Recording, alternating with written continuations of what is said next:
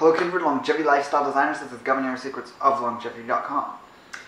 We hear about compounds that are dangerous to our health quite often. They act as catalysts for fear in the media, which helps the media get attention. And of course they do have the intent of helping to try to protect the public through talking about these risks that we face from industrial sources, but sometimes other sources as well.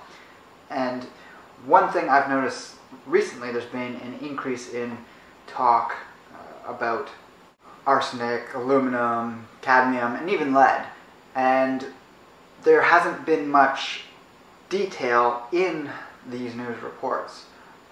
One area that has been talked about has been from the Natural News Labs that Mike Adams runs, and I don't know too much on the details of what his machines are capable of doing. He doesn't actually have the details about that posted yet on his part of the site that talks about this information.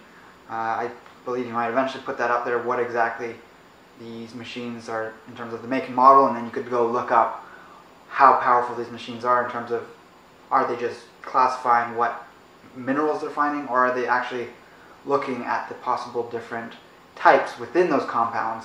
Because for instance, chromium, you can have chromium-3, which is a nutrient that we need in our diet. It helps with blood sugar regulation. It's very rich in chocolate and various other crops that pull a lot of that out of the soil. But chromium-6, which we might come across in various forms, but usually not from foods, from agriculture, but chromium-6 is actually a carcinogen. Yet a very basic mineral assay or chemical assay would only give you the fact that there was chromium that was being tested. It might not specify which of those two was there. So when we hear about, oh, these foods are rich in arsenic, and arsenic most people understand as a toxic substance, but they just think of it as one thing, not something that there might be 24 different types of arsenic-based compounds that could be labeled as arsenic, but actually have a wide range of different effects on our body and our health.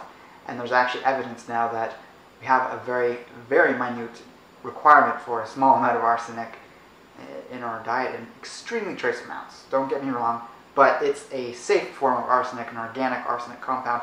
And we're going to be talking about three major things here that a lot of people just assume are toxic, and we don't want any of them in there. And even Mike Adams, I'm going to call him out on this, that he actually blanket stated that, you know, we have no nutritional requirement for cadmium, aluminum, and arsenic. And yes, it's not mainstream, absolute, yes, we need this exact amount of it on a daily basis or we're going to run into deficiency. It's, we know that there's a biological function for these things, and we just happen to come across it in various forms just through eating a wide range of foods, that you just simply don't ever run into real-world deficiencies of these things. We also have to consider that there's different levels in which nutrients can be seen as toxic or not. So I'm not just trying to focus in on what Mike Adams said here, but he's been talking about it, he's been testing different foods, and there's definitely been elements where he's tested something, and I strongly agree with his findings, such as he was testing raw chocolate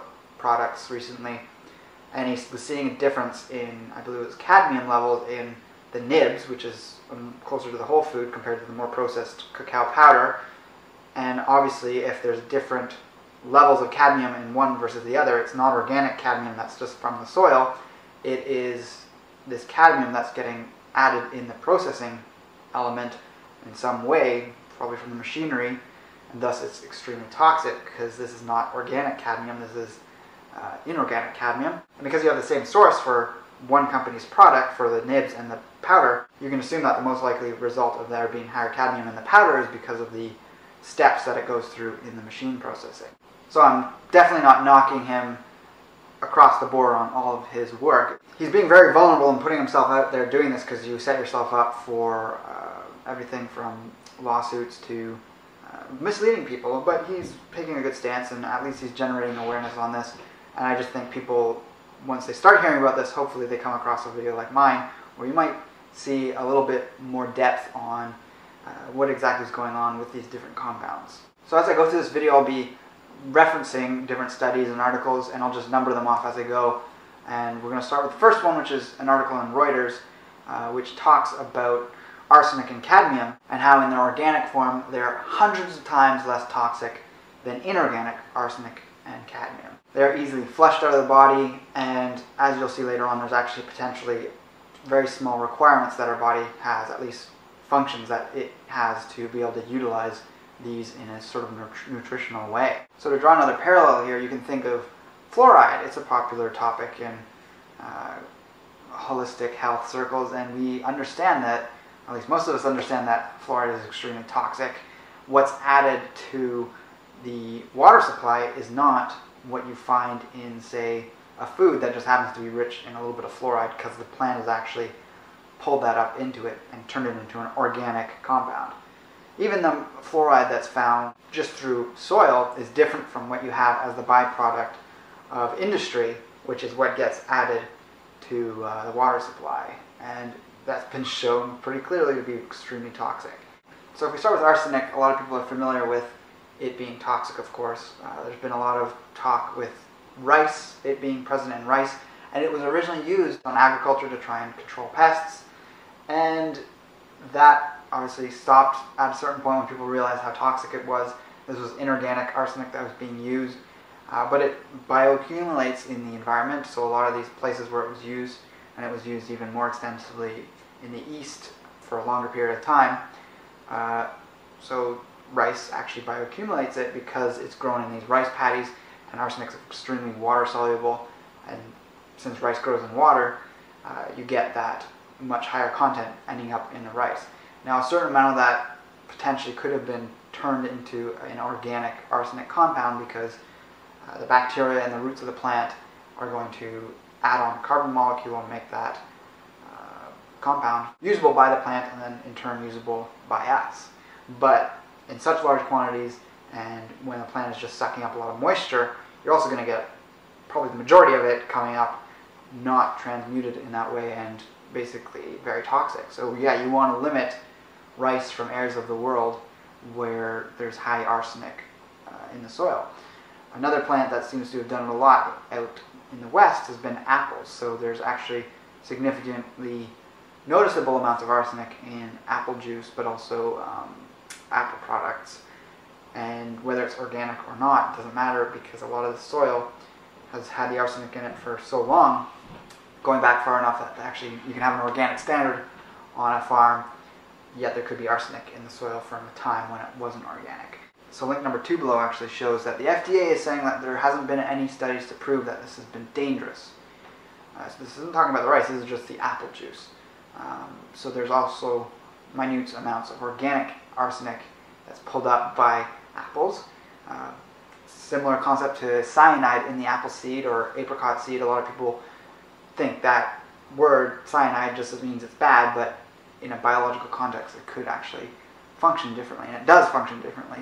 So these things are deeper than just this blanket understanding, surface understanding that a lot of people have of them. So link number 3 below is a great PDF I found put out by the CDC talking about a whole slew of studies on arsenic. I went through this for about an hour looking at all the different results, and it does a great job in differentiating between inorganic arsenic compounds and organic arsenic compounds. And almost all across the board, organic arsenic compounds have little to no negative effects. There was a few studies that showed negative effects in extremely high doses. There was some negative effects in rats seen, for example, in inhalation, when they put organic arsenic into a enclosed area, and the rats were so inundated with it that it actually started to make the whole dome appear foggy. So it was that high concentration. We just literally never come across that in nature. And in those cases, it wasn't even lethal. So that really illustrated the vast difference, because there was a ton of studies also showing the extremely toxic effects of the inorganic arsenic. So again, we have this confirmation that there's a vast difference between organic compounds and inorganic compounds. And this isn't referring to the organic, inorganic that we see in agriculture. This is the literal meaning of chemistry, meaning that the compound was inorganic in nature or in some form, and when a plant takes it up, there's a bacterial process that turns it into an organic compound that the plant can use, and that in turn makes it available to us. This is the same thing with all minerals. So you have organic calcium or inorganic calcium. Inorganic calcium would be like chalk. Organic calcium would be like what you'd get in milk or grass or lettuce. There hasn't been a ton of research on the effects on humans of organic arsenic because it's so toxic. They can't do that very well because it's risky. But same thing with inorganic arsenic. So a lot of these animal studies have been relied upon, but what they do have is people's suicide attempts between organic and inorganic arsenic. And with inorganic arsenic, when people attempt suicide with it, it generally works and they die. And depending on how it was administered, what type it was, it will affect a certain part of the body and cause failure of that area and then eventually death.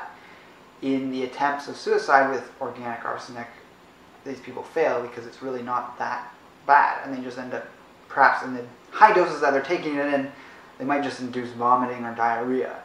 So it's quite a stark difference there when you have something that's a lethal poison versus, in such high quantities it's just an irritant, basically. So if you're looking at that PDF, it's generally in the range of the pages of page 122 to 133 that you're going to see a lot of these studies showing no effect from organic arsenic. So references number 4 and 5 below aren't actually links. They're from just listed studies. And arsenic may have a role in methionine metabolism. So this is getting into the biological use of organic arsenic. So this is not something that our body has no use of. There's actual evidence of it doing certain processes in the body, and we have to have some source of that. Studies with rats, hamsters, mini pigs, goats, and chicks have provided circumstantial evidence suggesting that arsenic is essential, but its physiological role has not yet been clearly defined. So yeah, it can't 100% conclusively be stated as having a biological function in humans yet, such as what we see with something that's more abundant in the diet like calcium or vitamin A, but it's a trace element that we know has some function, has the ability to have some function, but it can't yet be classified as essential, even if it is just in trace amounts, because it's a difficult one to study, but I think there's enough evidence that it's really pretty negligible and not really a problem when it's the organic form from a food source that's naturally occurring in soils without it being unnaturally elevated for whatever means, whether it's from old agricultural pesticide or some other cause. Link number 6 below is another study just showing that it's actually a human study suggesting that arsenic homeostasis is altered by hemodialysis, and that low serum arsenic is correlated with central nervous system disorders, vascular diseases, and cancer. So again, we're seeing increasing evidence of the potential of it being an essential nutrient. So with the next category of cadmium, there's not anywhere near as much solid research that I could find, but as we saw with the previous article from Reuters, when it's an organic form of it, it's easily excreted. There's really not anything to be afraid of if it's not astronomically high. And interestingly enough, there's actually been a study on organic cadmium that showed its potential for destroying cancer cells, specifically in breast tissue. So this was a bit of a head trip for me. Completely gave me a different view on health when it comes to this compound, because most people just hear the word cadmium, they just assume it's a toxic thing that you don't want to have anywhere near you, and there's only detriments associated with it. This just isn't the case when it comes to organic cadmium. Again, these are trace components that we would want to have exposure to, not the inorganic forms that are largely an effect of pollution from industrial means, so batteries, car exhausts, other forms of industry. So the last thing we're going to talk about of these three is aluminum. Now that of the three is the least toxic. There's increasing evidence that some of the fear around aluminum wasn't as bad as people once thought it was. It's still something that you don't want to just have exposure to for no reason. The inorganic form of it doesn't have a use to our body. We get exposure to it from aluminum cans, like if you've ever had pop from a can versus pop from a glass bottle. Big difference in flavor, even if it's the exact same brand. Food packaging is huge. We want to try and go for the least toxic forms of it. Aluminum is one we can avoid. There's no reason we really need to have anything that has exposure to aluminum in our diet. And also, you want to go for aluminum-free baking soda if you're using that in your life in any way. Aluminum-free cookware, that's an important one as well. With the high heat, you're getting the aluminum ending up in your food. And there is, of course, problems with people with low kidney function having increased damage to the kidneys with inorganic aluminum getting into their diet in significant quantities. It can also be aluminum ending up in the water supply, which isn't good. So when it comes to organic aluminum, there's actually a biological role it can play.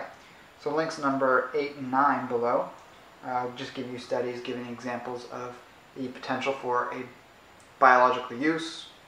It's not yet confirmed as a necessary micronutrient or trace element that we need, because that's a very high standard of research that needs to go into making that claim. But with the organic aluminum, we don't see detriments, and we see it being used in the body in different ways. So we can conclude, at least for me, I can conclude that I'm okay with having some form of it in my diet. Link number 10 below is an interesting one, and again showing a biological function that it can have. And I'll just read this paragraph from it, which comes from page 9 of this PDF. Goats that consume an aluminum-deficient diet display incoordination and weakness of the hind limbs and a higher number of abortions, a lower growth rate, and shorter lifespan than goats that are not subject to dietary aluminum deficiency, or in this case, I would call it more restriction, because aluminum is a trace element found in so many different foods. They'd have to specifically remove it from foods or use foods that had absolutely no trace elements of aluminum within it. Chickens with an aluminum deficient diet have also displayed low growth rate. Certain biological activity that is observed in vitro studies have proven that aluminum activates adenylate cyclase, participates in the cytochrome C succinate dehydrogenase system, increases calmodulin activity, stimulates DNA synthesis in cell cultures, and stimulates osteoblasts in the process of bone formation. So that last sentence applies to humans, using human cells in vitro. So as you can see, these three compounds, which when we hear them, we just automatically think toxic. There's a wide range of differences between inorganic and organic forms of these elements, but then even within those categories, there's a long list of different forms of it, usually for each compound. It's important to recognize that generally if a food accumulates something from soil and there hasn't been the dumping of pollution onto that land at some point in the past, or pesticide or what have you, if there's a trace element of something in the soil that the plant then transmutes into an organic compound, it is not going to be harmful to the body, and it's going to be generally usable by the body unless there's just simply no use whatsoever. So I've increasingly been looking at minerals, their roles, especially trace minerals, in health, and what are good sources for these things, and what effect they can have on longevity, and these various things. And what eventually comes up is these fringe trace elements that aren't conclusively shown to have a biological purpose, at least by the mainstream definition, but there is evidence of them interacting with the body and even having benefits, as we can see from these studies, which we'll hope to see more of in the future. And who knows, there might be dozens of other elements that we come across that prove to be having a biological function that mainstream science just doesn't even know about yet, let alone have any incentive to study yet. And because of that, we have to acknowledge that there's a really important reason to have a varied diet in terms of getting food from different sources. Definitely eat as local as possible, but be open to having supplements and superfoods or herbs, and even just the odd food from other places in the world, because minerals don't exist in one spot in enough concentration that you're going to be getting everything all from one spot. This is why people in traditional cultures who lived very far inland would trade with the people on the coast to get the elements that were in the ocean to the people inland, and the elements from someplace inland to the people on the coast. And the same is true with trade between different areas. So over time, it's obvious to see that we developed greater nutrition as trade developed. At a certain point, when that turned into agriculture, we ran into trouble because all of a sudden the overall nutrition of our diets drop drastically with the addition of heavy grain dominant diets and things like that. But we're at a point now where we have access to more nutrition than ever.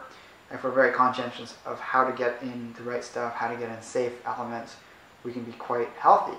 One product I've started using recently, which you've probably heard me talk about just in my most recent video, is Beyond Tangy Tangerine, which is, as you can see, mixed into a juice form. It's actually, this is just a powder mixed with water, so it has all the flavor and everything needed to make it an enjoyable experience compared to certain other multivitamins and things like that. But this has a whole wide range of nutrients in it, some very hard to get. Specifically talking about the organic trace minerals, which there's 300 milligrams within every dose of this. And I'll be covering the benefits of everything else on the list in future videos, but if you just want to read about it, you can always check it out at the links below. I've got an article on my site that talks about it. But that one thing on the ingredients label, which you'll see coming up on the screen here, is something that Dr. Wallach has created from this mineral shale he owns the mine for in Utah. And this mineral shale is an ancient, basically compressed jungle, many millions of years old. You kind of think of it similar to fulvic acid or shilajit in the Himalayas. It's this ancient plant material that gets compacted down, and if it gets preserved properly, as this shale has, it's actually going to remain an organic compound. It's not going to have that return to an inorganic form as it breaks down completely. So that means that the minerals that are there, which are extremely abundant and concentrated, are fully usable by the body as if they were just from fresh plants. So you actually have 74 plus different minerals that you're getting from just having that small amount of powder added. It's actually an extract of the shale. Part of the reason I'm talking about these three compounds is because people see them in the list of the minerals that are in the mineral powder in trace amounts, and they immediately just jump to the worst conclusion of these things are toxic, therefore this product is toxic.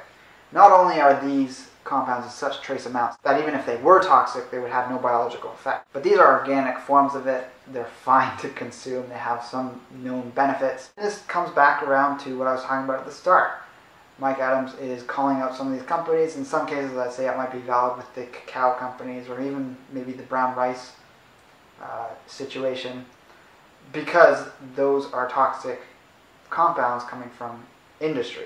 These are not naturally occurring organic forms of those things that might be mistaken as toxic just for having the name associated with something bad, like arsenic, like cadmium.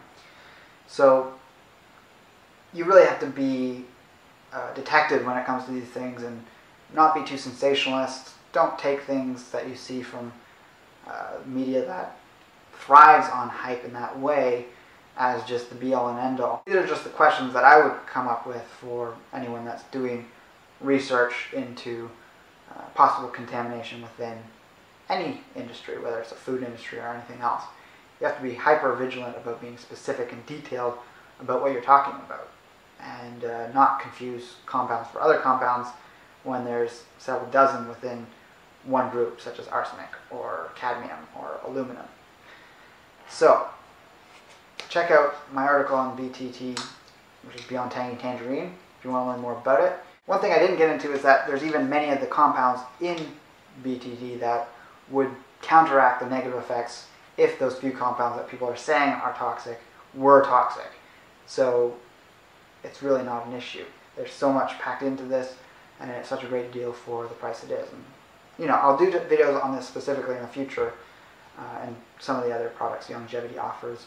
But for now, just check out my list of the top products they carry. Let me know what you think about this video in the comments below. Let me know if there's any other compounds you're aware of that you question whether they are truly toxic in terms of being able to say a blanket statement about them. I mean, obviously radioactive compounds are something we know pretty conclusively are problematic, but there may be other ones out there that are questionable. And if I haven't considered them, I'll think of doing a video about them.